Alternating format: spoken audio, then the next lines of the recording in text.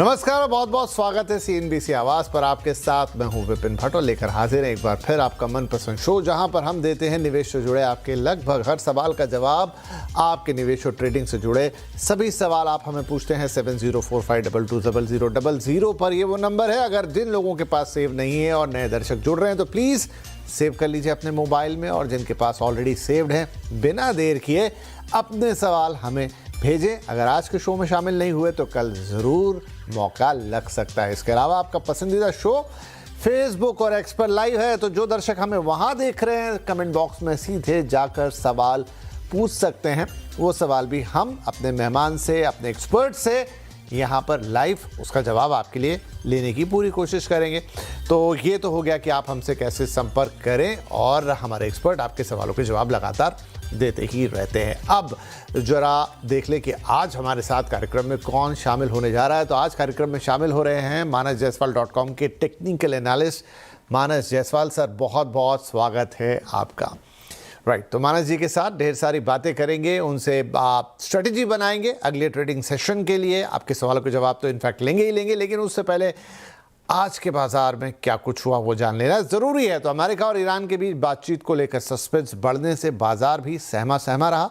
कारोबारी हफ्ते के पहले दिन बाजार में उतार चढ़ाव दिखा। सेंसेक्स निफ्टी हल्की बढ़त के साथ बंद हुए।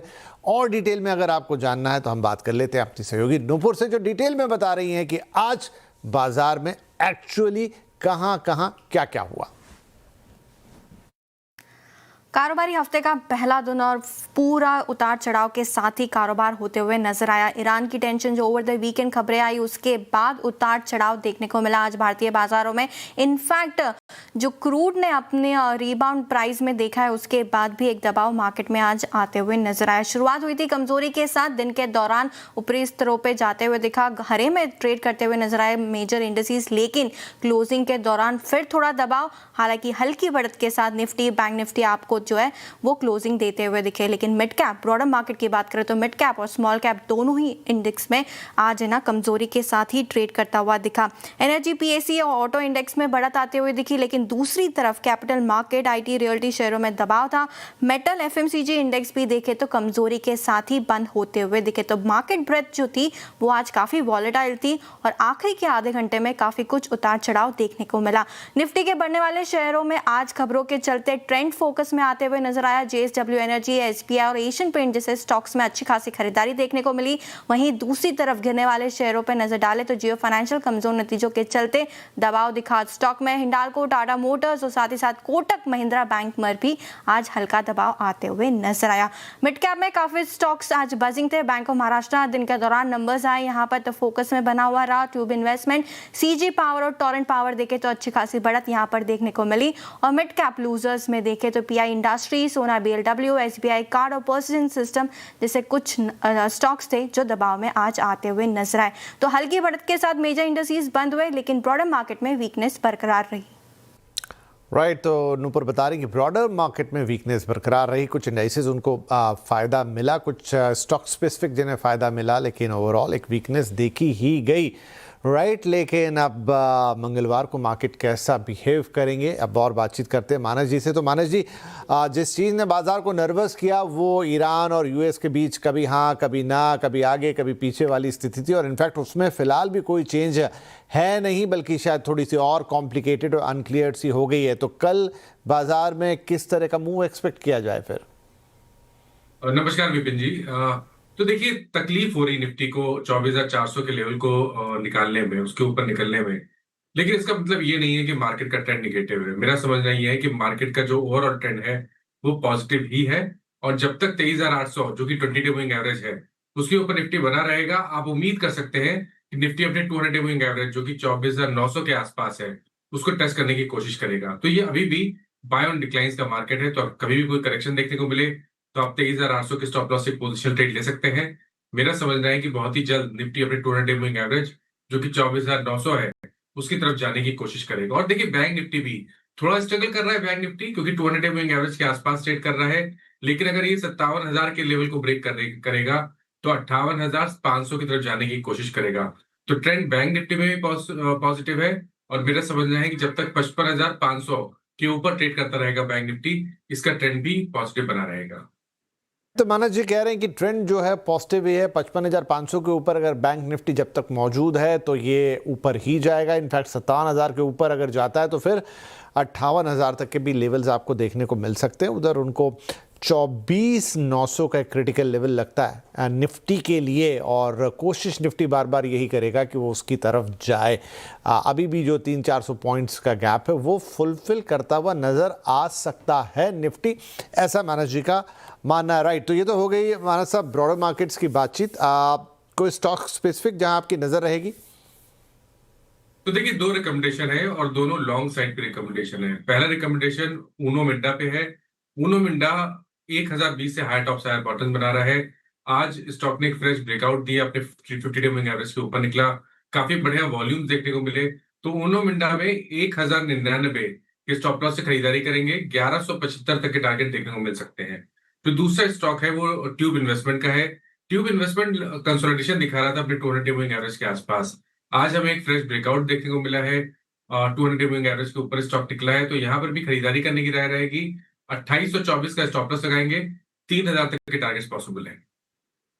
राइट, तो दो स्पेसिफिक स्टॉक है यहाँ पर जिसमें मानस साहब कह रहे हैं खरीदारी की सलाह। ट्यूब इन्वेस्टमेंट आपके सामने, यहाँ पे खरीदारी करके चलिए। स्टॉप लॉस 2824 का और टारगेट होंगे आपके लिए 3,000 रुपए के। और दूसरा था यूनो मिंडा, जहाँ पर भी खरीदारी की सलाह, टारगेट्स होंगे 1175 के, स्टॉप लॉस लगाइएगा 1099 पे। तो ये दो शेयर जहाँ पर आप भी मंगलवार को नज़र रख सकते हैं मानस जी के साथ साथ। चलिए आप सवाल जवाब के सिलसिले को शुरू कर देते हैं। हमारे पहले कॉलर हैं मिस्टर पार्थ आनंद साहब, कपूरथला पंजाब से कॉल आई है, काफ़ी दूर से। आनंद साहब बहुत बहुत स्वागत है आपका। क्या स्टॉक से सर? सर नमस्कार जी, I am big fan of Manas Jaiswal. जी क्या बात है, हम सभी मानस जी के फैन हैं। और उनका वो जो इनिशियल्स है एमजे, एक एमजे ग्रेट एमजे और दूसरे हमारे मानस साहब, बिल्कुल। तो आपके सवाल का जवाब देंगे। राइट, 600 शेयर है इलेक्ट्रो स्टील कास्टिंग के और 500 शेयर है सर नेशनल फर्टिलाइजर के। 87 पे वो है और 97 पे वो है। अच्छा जी, नेशनल फर्टिलाइजर्स ही आपका देख लेते हैं। पहले 500 शेयर आपके पास एट द रेट 89, 12 रुपए 69 पैसे का लॉस है यहाँ पर। मानस जी क्या करना चाहिए? देखिए, ये सही है कि स्टॉक में एक अच्छी खासी रिकवरी देखने को मिली है, लेकिन 20 वीक मूविंग एवरेज के ऊपर स्टॉक नहीं सस्टेन कर पा रहा है। तो अभी पॉइंट ये है कि अगर ये 80 रुपए के ऊपर निकलेगा तो फिर आपको 86-88 रुपीज तक के प्राइस देखने को मिलेंगे। उससे पहले आपने पोजीशन को होल्ड करें और जब तक 20 डे मूविंग एवरेज जो कि 72 है इसके ऊपर ट्रेड करता रहे, तब तक आपको अपनी लॉन्ग पोजीशन में बने रहना है। तो 72 का स्टॉप लॉस लगा ले फिर? जी 72 के स्टॉप लॉस से बने रहना है। जी ठीक है, 72 का स्टॉप लॉस लगाइए, 80 के लेवल्स का इंतजार कीजिए और उसके ऊपर और तेजी की उम्मीद आप कर सकते हैं नेशनल फर्टिलाइजर्स में। अच्छा आनंद साहब, कुछ एक शेयर और बता रहे थे आप? स्टील कास्टिंग सर 600 शेयर है 97 पे। मानस जी इस पे कोई राय है क्या? Cast okay. तो देखिए, यहाँ पर अगर आप देखें तो स्टॉक 200 डे मूविंग एवरेज के ऊपर नहीं निकल पा रहा है। अगर आप पिछले 2 या 3 हफ्ते देखें तो लगातार 84-86 के लेवल पर रेजिस्टेंस फेस कर रहा है। अगर ये 88 के लेवल को ब्रेक करता है, अपने 200 डे मूविंग एवरेज के ऊपर निकल जाता है, तब आपको 97 रुपीज तक की रैली स्टॉक दिखा सकता है। अभी के लिए मैं बहुत पॉजिटिव नहीं हूं, लेकिन ये जरूर है कि स्टॉक में एक बहुत ही स्ट्रॉन्ग सपोर्ट है 72 रुपीज के आसपास। तो अगर आप 72 का स्टॉप लॉस लगा सकते हैं तो आप पोजीशन को होल्ड करें, इस उम्मीद में कि अगर 86-88 के ऊपर निकलेगा तो उसके ऊपर आपको 10 से 12 रुपए की रैली और दिखा देगा स्टॉक। ठीक है जी, तो यहाँ भी 72 का स्टॉप लॉस लगाइए, 86 का इंतजार कीजिए और अगर उसके ऊपर जाता है तो फिर एक और लंबी रैली दिखा सकता है, तो होल्ड करने की सलाह है। और साथ में सलाह ये भी कि जो भी आज मानस जी की तारीफ करेगा उससे हम एक एक्स्ट्रा सवाल का मौका और देंगे। राइट, तो अब सैयद साहब है हमारे अगले कॉलर, सैयद आरिश साहब औरंगाबाद से कॉल है। सैयद भाई क्या सवाल है? सर आए हैं, मेरे पास 1385 गेल के शेयर है। अच्छा, 188.36 के भाव से। Okay, very specific. 188.36, ओके। साल से होल्ड किया हुआ सर। कितने साल से? सॉरी, 1 साल से होल्ड किया हुआ सर, पिछले जून से। चलिए, 1 साल से आपने गेल के शेयर रखे हुए हैं। अब इसमें क्या करना चाहिए? और शेयर्स की संख्या भी मानस जी अच्छी खासी है, ऑलमोस्ट 1400 के आसपास शेयर ले रखे हैं इन्होंने। क्या इसमें सलाह दे सकते हैं इनको? देखिए, जिस जगह से स्टॉक ने रिकवरी दिखाई है 2 हफ्ते पहले, वो एक बहुत ही स्ट्रांग सपोर्ट रेंज है। 135 से लेकर 125।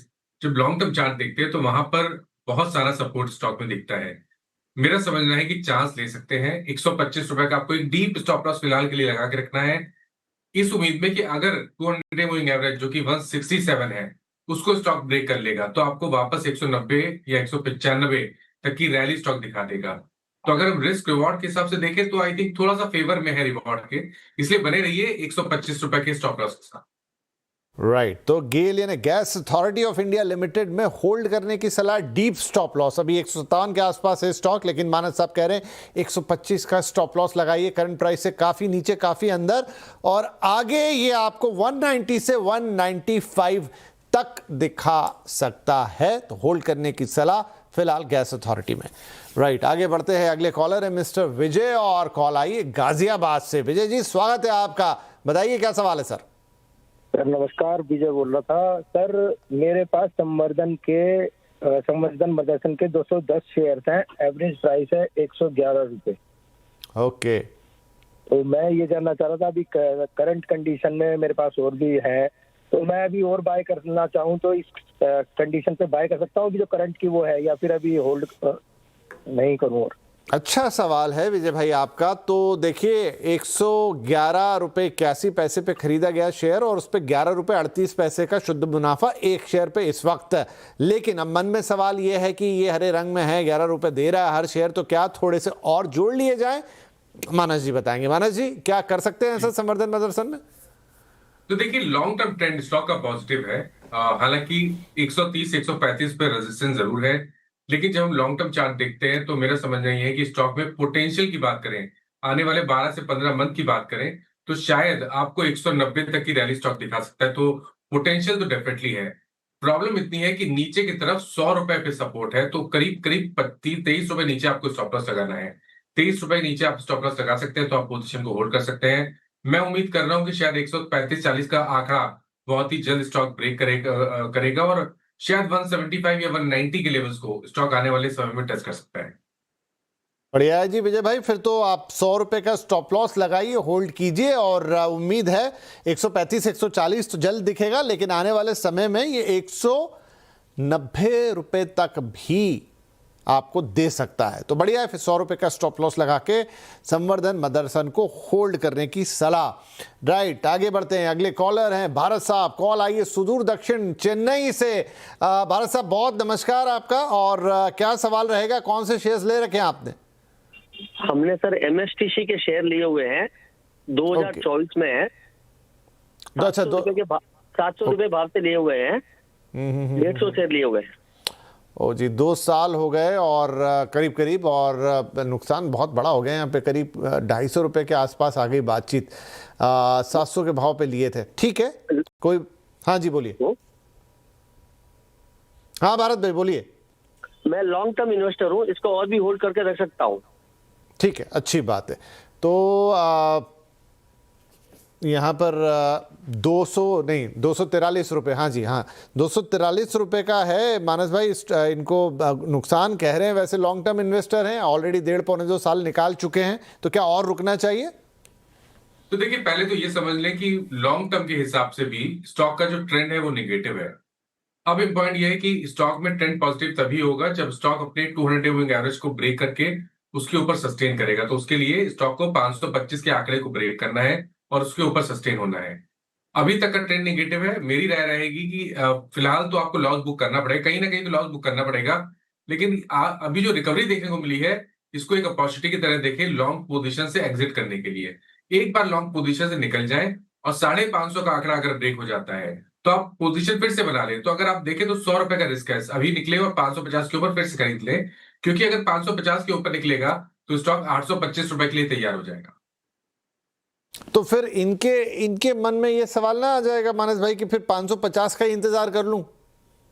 तो देखिए, उसमें रिस्क ये है कि अगर 550 का आंकड़ा ब्रेक नहीं, उसके ऊपर सस्टेन नहीं हुआ और वापस गिरावट देखने को मिलेगी, क्योंकि जो मेन ट्रेंड है वो निगेटिव है, तो आप चांसेस ज्यादा है कि नीचे की तरफ जाएगा स्टॉक, इसलिए वापस इनको लॉस बढ़ेगा। तो एक बाउंस बैक देखने को मिला है, यहाँ पर एक बार निकले, वापस देखें स्टॉक को, समझें स्टॉक को, और फिर से 550 रुपए पे एंट्री है। जी भारत भाई, मैंने एक सवाल आपके लिए एडिशनल पूछा क्योंकि आपको काफ़ी ज़्यादा लॉस हो रहा था, तो बिल्कुल क्लियर सलाह है मानस जी की कि यहाँ से तो निकल जाइए क्योंकि एक बाउंस बैक है जिसमें इतना लेवल दिख रहा है, यानी आपका लॉस जो भी रहा होगा नोशनल वो कम हुआ है और तब जाके इतना दिख रहा है जितना अभी है, करीब 243 रुपए का। तो यहाँ तो निकल जाइए और जब 550 अगर जाता है तो फिर उसके ऊपर खरीदारी कर लीजिएगा, तब उसके और लंबे जाने के चांसेस बनेंगे टेक्निकल चार्ट्स के मुताबिक। लेकिन फिलहाल तो चार्ट्स यही कहानी कह रहे हैं कि इसमें और लॉस बढ़ सकता है, उससे आपको बचना चाहिए, निकल जाइए। राइट, चलिए बात हो गई MSTC की। आगे बढ़े, अगले कॉलर है मिस्टर संजय और इस बार कॉल है गुजरात से, सूरत से। संजय भाई केम छो और क्या क्या स्टॉक्स हैं? बस मजा में हो। बढ़िया जी बढ़िया, बताइए क्या स्टॉक्स है? BHEL है। हाँ BHEL कितना है और क्या भाव पे लिया संजय भाई? 500 शेयर है, 260 रुपए के भाव से लिया हुआ। अरे वाह क्या बात है, और आपको हो रहा है 65 रुपए 63 पैसे का फायदा हर शेयर पर। तो क्या पूछना चाहेंगे, रखना है, होल्ड करना है या प्रॉफिट बुक करना है? रखना है या प्रॉफिट बुक करना है, वही। ठीक है जी। BHEL, मानस भाई BHEL है इनके पास और जिस भाव पे वहां से ठीक ठीक फायदा है 60-65 रुपए का और 500 शेयर्स हैं, तो क्या अभी थोड़ा प्रॉफिट बुकिंग करें इस माहौल में या बने रहें? देखिए, एक बहुत clear cut out performance stock ने दिखाया है। पिछले करीब 4-5 हफ्ते में एक बहुत ही स्मार्ट रैली देखने को मिली है। स्टॉक अपने 24 के हाई के आसपास ट्रेड कर रहा है। जिस तरह के पैटर्न से उसको देख लग रहा है कि 2024 के हाई को ब्रेक करके शायद आपको 410 रुपए तक की रैली स्टॉक दिखा सकता है। तो यहां से करीब करीब 80-85 रुपए का अपमूव स्टॉक दिखा सकता है। आई थिंक पोजीशन को होल्ड कर सकते हैं, कभी गिरावट मिले तो खरीदारी भी कर सकते हैं जब तक स्टॉक 270 रुपए के ऊपर ट्रेड करे। तो 270 का स्टॉप लॉस लगा लें, 410 के टारगेट सेट करें। कहेंगे पांचों उंगलियां घी में और सर कढ़ाई में, एक साथ ऐसी सलाह कम आती है किसी भी स्टॉक के लिए कि बढ़ना तो है, साथ में एडिशन की भी सलाह आ रही है, तो बढ़िया है। अभी यहां पर संजय जी इसको 410 तक जाना है, तो 70-80 रुपए का फायदा आपको और होना है। 270 रुपए का स्टॉप लॉस लगाइए, जितने हैं उतने तो रखिए अपने पास संभाल के, 410 का इंतजार कीजिए और बीच में अगर आपको इतना पसंद है BHEL तो थोड़ी और बाइंग भी कर सकते हैं क्योंकि अभी भी काफ़ी स्कोप है अपने टारगेट और करंट प्राइस के बीच में। तो ये सलाह आपके लिए BHEL पे। शुभकामनाएं, आपको ऑलरेडी प्रॉफिट में है और अब भगवान करे आपका प्रॉफिट और ढेर सारा बढ़ता हुआ नजर आए। यहाँ पे आगे बढ़ते हैं हम, यहाँ रोहित भाई हैं अगले caller, mister Rohit from Punjab. Rohit ji स्वागत है आपका, बताइए क्या सवाल है सर? नमस्कार सर। नमस्कार जी नमस्कार। सर मेरे पास बॉश कंपनी के 5 शेयर हैं, मैंने करीब सप्ताह भर पहले इनको लिया था। ओके, 35,210 रुपए में मैंने बाय किया है अपने टारगेट और इसको रखूं और खरीदूं, होल्ड करूं, क्या करूं? अभी प्राइस आज 38,000 के करीब पहुंचा था। वैसे बड़ा भारी भरकम शेयर आपने खरीदा। कभी कभी लगता है कि एक शेयर के लिए 37,000 रुपए, लेकिन ठीक है ये शेयर प्राइस। हाँ जी बताइए। बड़े शेयर खरीदता हूँ, हमेशा बड़े शेयर खरीदता हूँ, चाहे कम खरीद लूं। क्या बात है सर, आप पंजाब से है तो वो जो पंजाब में हर चीज़ थोड़ी जैसे कहते हैं ना वो larger than life Patiala pack वाला, उस अंदाज में बढ़िया है बढ़िया है। अब ये देखते हैं कि यहाँ पे मानस जी क्या सलाह देते। तो मानस जी, रोहित जी को बड़े शेयर अच्छे लगते हैं, उन्होंने खरीदा भी और देखिए हर शेयर पे 580 रुपये का प्रॉफिट भी कमा लिया। क्या करना चाहिए अब इसमें? देखिए, बॉश के जब हम लॉन्ग टर्म चार्ट देखते हैं तो अगर आप क्वार्टरली चार्ट देखेंगे तो वहां पर एक बड़ा कंसोलिडेशन दिखेगा 40,000 और 30,000 की रेंज में। जब स्टॉक 40,000 के आंकड़े को ब्रेक करेगा तो मेरा समझना यह है कि स्टॉक 50,000 या 52,000 की तरफ जाने की कोशिश करेगा। शायद इसमें 12 से 15 मंथ का समय लग सकता है, लेकिन जो ओवरऑल ट्रेंड है वो स्टॉक का काफी पॉजिटिव है। मेरा समझना है कि अपनी पोजीशन में बने रहिए, टाइम फ्रेम बड़ा रखें। एक स्टॉप लॉस आपको डीप लगाना पड़ेगा, 34,000 के नीचे स्टॉप लॉस लगाएंगे। अब 34,000 देखें तो लगता है डीप है, लेकिन आपके टारगेट भी बड़े अगर हैं, अगर आप 50,000 की मैं बात कर रहा हूँ और आप वहां तक खड़े रह सकते हैं तो रिस्क रिवॉर्ड के हिसाब से भी आपके फेवर में है। मेरे हिसाब से 34,000 की स्टॉप लॉस से लॉन्ग टर्म के लिए स्टॉक में बने रहना चाहिए। रोहित भाई ये तो सच में पटियाला स्टॉक ही निकला, तो 34,000 का स्टॉप लॉस लगा लीजिए और अभी तो ये 40,000 पहला हम एक टारगेट रखते हैं और अगर वो भी अचीव हो गया, 37 क्या प्राइस था, करंट प्राइस दिखा दीजिए एक बार, तो फिर भाई साहब ये 50,000 और 52,000 पे जाने वाला है, यानी वही 5 शेयर आपके व्यारे न्यारे करने वाले हैं। तो आपने कहा बड़े शेयर आपको अच्छे लगते हैं, लेकिन बड़े के साथ आपने सही शेयर पे भी हाथ रखा है। तो मानस जी की सलाह 34,000 का स्टॉप लॉस, आगे 40,000 पहला टारगेट और उसके बाद अगर वो क्रॉस हुआ तो 50 से 52,000 भी देखने को मिल जाएंगे बॉस के अंदर। ठीक है जी, रोहित जी के लिए ये हो गई पटियाला वाली सलाह। आगे हैं आशीष पटेल साहब फ्रॉम अहमदाबाद गुजरात। आशीष भाई नमस्कार, क्या सवाल सर? नमस्कार सर। नमस्कार जी। मेरे पास मिर्जा इंटरनेशनल का 25,000 शेयर 65 रुपीज का परचेज किया है सर। ओके, तो आप इनका सिर्फ शेयर खरीदते हैं, इनके जूते वूते भी खरीदते हैं? नहीं, शेयर ही खरीदता हूँ सर। अच्छा, ठीक है जी, लेकिन थोड़ा नुकसान हो गया यहाँ पे। और 25,000 शेयर खरीदे आपने एक साथ? हाँ सर। या ये एवरेज करते करते इतने जमा हो गए हैं? नहीं, 25,000 इस सिंगल लॉट में खरीदे हैं सर। खरीदे कब आपने? ये उसके एक के ऊपर एक शेयर दिया था ना, रेड लाइन का, उनकी अदर प्रोडक्ट का, तब उसके बाद। अच्छा चलिए ठीक है, लेकिन लॉस है सर, बड़ा लॉस है। 31 रुपये का लॉस है, उससे ज़्यादा का इनफैक्ट। तो मानस भाई क्या करना चाहिए? 25,000 की क्वांटिटी है और हर शेयर पे 30 रुपए से ज़्यादा का नुकसान है। देखिए चार्ट्स पे कोई खास ट्रेंड नहीं दिख रहा है। शॉर्ट टर्म चार्ट्स पे ट्रेंड दिख रहा है। शॉर्ट टर्म चार्ट्स के हिसाब से देखें तो शायद 40 या 42 रुपए तक की रैली स्टॉक दिखा सकता है, लेकिन ये केवल शॉर्ट टर्म मूव की मैं बात कर रहा हूँ। जब लॉन्ग टर्म चार्ट्स पे देखते हैं तो एक कोई क्लियर ट्रेंड नहीं दिख रहा है। केवल इतना समझ में आता है कि 25 रुपए स्टॉक के लिए एक बहुत ही इंपॉर्टेंट सपोर्ट है, और 25 रुपए के अगर आंकड़े को ब्रेक कर जाता है, उसके नीचे जाएगा तो गिरावट बढ़ेगी। तो अगर आप अब इतना वेट कर लिए तो 25 रुपए का स्टॉप लॉस भी लगा ले, बने रहिए स्टॉक में। अगर 40-42 रुपए के लेवल को ब्रेक करेगा तो इनके जो बाइंग प्राइस है वो प्राइस जरूर देखने को मिल सकते हैं। तो आप 25 रुपए का स्टॉप लॉस लगा सकते हैं, तो आप बने रहिए स्टॉक। आशीष भाई तो उम्मीद पे दुनिया कायम है, अब लगाइए 25 रुपए का एक स्टॉप लॉस और बने रहिए। फिलहाल तो वक्त वक्त पे सलाह ज़रूर लेते रहिएगा कि क्या करना है। बड़ी क्वांटिटी है आपके पास में, तो बहुत आपने कैलकुलेशन करके ली होगी, पर इस फिलहाल तो कैलकुलेशन ठीक नहीं बैठा, थोड़ा नीचे का ट्रेंड है। 25 रुपये का स्टॉप लॉस लगाइए, फिलहाल होल्ड कीजिए, और जैसा मैंने कहा वक्त वक्त पर मार्केट मूवमेंट के साथ सलाह लेते रहिए हमसे। चलिए इसी के साथ वक्त हो गया एक छोटे से ब्रेक का, लेकिन ब्रेक के बाद आपके सवाल हम लेते रहेंगे। बहुत बहुत स्वागत है, हम शेयर से जुड़े आपके सवालों के जवाब दे रहे हैं। मानस भाई हमारे साथ बने हुए हैं, हमारे अगले कॉलर भी फोन लाइन पर आ गए और आप हैं अंशुल साहब, और कॉल आई है राजस्थान जयपुर से। घड़ी खम्मा साहब, क्या हालचाल और क्या शेयर? बढ़िया सर, मैं अपने पास स्टार हेल्थ के शेयर है 150 738 रुपए के भाव पे, और अदानी विल्मा के है 180 शेयर 400 रुपए के भाव पे। अच्छा, दूसरा सवाल आपने भेजा तो नहीं था पर पूछ लिया, लेकिन उसकी एक शर्त है आज छोटी सी। आपको मानस जायसवाल साहब की तारीफ में कुछ कहना होगा, तभी दूसरा सवाल लिया जाएगा। लेकिन उससे पहले मैं आपका पहला सवाल ले लेता हूं, वो है स्टार हेल्थ पर, और 150 शेयर हैं 738 के भाव पे मानस सर, और 231 रुपए इनफैक्ट इतने का नुकसान है हर शेयर पर। देखिए स्टार हेल्थ की जहां तक बात है, स्टॉक को अगर बहुत पॉजिटिव होना है तो 540 रुपए के आंकड़े को ब्रेक करना है। अगर 540 के आंकड़े को ब्रेक करेगा तो 640 660 तक रैली दिखा देगा। अभी के लिए मेरे हिसाब से बने रह सकते हैं, क्योंकि अगर हम बिल्कुल शॉर्ट टर्म चार्ट देखते हैं तो उस पर ऐसा लगता है कि शायद 540 के लेवल को ब्रेक कर सकता है। लेकिन इस बार स्टॉप लॉस जरूर लगाएं। मेरे हिसाब से 460 रुपए का स्टॉप लॉस आपको जरूर से लगाना चाहिए स्टॉक।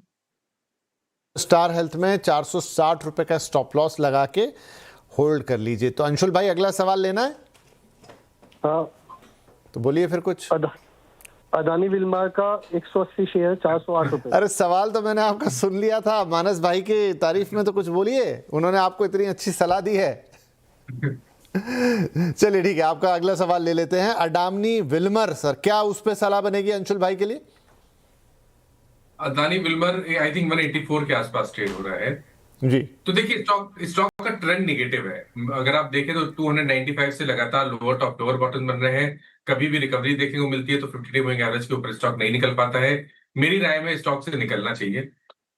एक बार स्टॉक से निकल जाए, और अगर आपको खरीदारी करनी भी है तो आपको वेट करना पड़ेगा 225 के आंकड़े को ब्रेक करने के लिए। अगर 225 के ऊपर निकले तो ही खरीदारी करें, अदरवाइज ये वीक स्ट्रक्चर है, इसलिए यहाँ पर निकलने की कोशिश करनी है आप। जी, तो अदानी विल्मर में निकलने की सलाह है, और 225 के ऊपर ही अगर ये निकलता है, ब्रीच करता है, तो ही उस पर खरीदारी की सलाह है। फिलहाल तो निकलने की सलाह दे रहे हैं क्योंकि स्ट्रक्चर काफ़ी वीक है।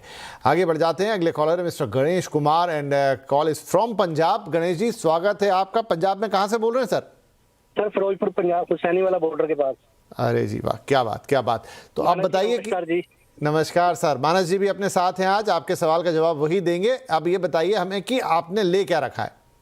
सर मैंने राइट्स के शेयर लिए 600 क्वांटिटी है, जो एवरेज करके मेरे को 233 पे बढ़ रहा है। ओके, एवरेज किया है आपने, ओके ठीक है। लेकिन ये सब करते करते भी 14 रुपए का तो लॉस अभी भी हो ही रहा है। अच्छा, कितना समय आप रख पाओगे इसको? सर मैं 1 ईयर 2 ईयर भी रख सकता हूँ इसको। ठीक है, 1-2 साल तक आप होल्ड कर सकते हो, ठीक है। हाँ जी। तो मानस सर क्या सलाह होगी इनके लिए? देखिए, मेरा समझना है कि राइट्स में बने रह सकते हैं। ये सही है कि काफी बड़ा अंडर परफॉर्मेंस देखने को मिला है, लेकिन जहां पर बेस बना है 180 रुपए के आसपास, उस जगह पे लॉन्ग टर्म चार्ट पे काफी सपोर्ट है। स्टॉक ने अपनी 20 वीक मूविंग एवरेज को रिगेन कर लिया है, इसलिए यहाँ पर चांस ले सकते हैं। 174 का स्टॉप लॉस लगा के बने रहिए। मेरा समझना है कि अगर 240 रुपए के ऊपर निकलेगा तो 310 तक की रैली स्टॉक दिखा सकता है। राइट, तो राइट्स में आप 174 माफ कीजिए 174 का स्टॉप लॉस लगाइए। 240 रुपए तक पहला टारगेट, और उसके ऊपर निकला तो फिर आपको और आगे रैली करता हुआ दिखाई देगा ये स्टॉक। और इसी के साथ वक्त हो गया है इजाज़त लेने का। मानस जी, सबसे पहले तो बहुत बहुत धन्यवाद, आपने वक्त निकाला, हमारे दर्शकों के सवालों के जवाब दिए। इनफैक्ट एक अच्छी स्ट्रैटेजी उनके लिए तैयार कर दी है मंगलवार के लिए। लेकिन जाने से पहले आपके कोई डिस्क्लेमर्स? थैंक यू विपिन जी। तो देखिए, जिन स्टॉक्स के बारे में बात हुई, किसी भी स्टॉक में मेरा पर्सनल पोजीशन नहीं है, पर इनमें से कुछ स्टॉक ऐसे हैं जो हम लोग अपने क्लाइंट्स को रिकमेंड करते रहते हैं, तो उन स्टॉक्स में क्लाइंट्स के पास पोजीशन हो सकती है। Okay, thank you very much Manas sir. और इसी के साथ सभी दर्शकों का भी बहुत बहुत धन्यवाद, आपने अपने सवाल हमें भेजे। इसी तरह अपने सवाल हमें भेजते रहिए और उनके जवाब हम हमारे एक्सपर्ट आपको लगातार देने की कोशिश करते हैं, ताकि आप एक सेफ और मुनाफे वाला ट्रेड करें और मार्केट से अच्छा फायदा कमाएं। तो शुभकामनाओं सहित आपसे इजाजत लेंगे, कल फिर मुलाकात होगी, तब तक के लिए नमस्कार।